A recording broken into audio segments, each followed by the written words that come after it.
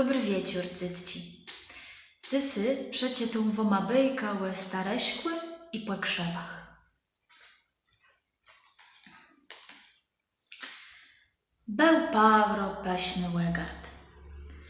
Tam rosłe łed stremiannika, jaś do rujana, rozmaite kwiaty. Były tam róże, lelije, lelijci, gladiole, telpuny, margarytci, astre, młodry lepin, knumpci i jeź wiele innych kwiatów. Między tyma kwiatama rosło karno płekrzewów.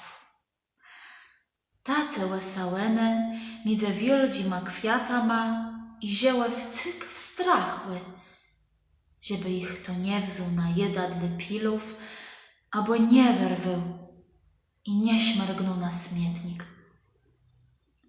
Wcykłene płakły lkałe i jisce łesa na swój kawel. W nym łegardze na ływce sydiwił jeden stareśk, któren chłeżył na schromiałość.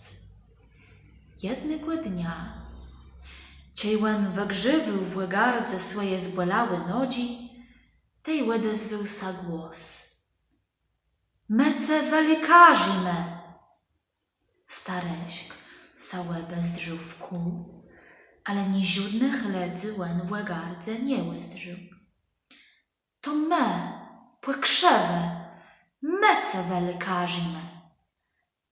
Łedezwył sa znów ten istny głos.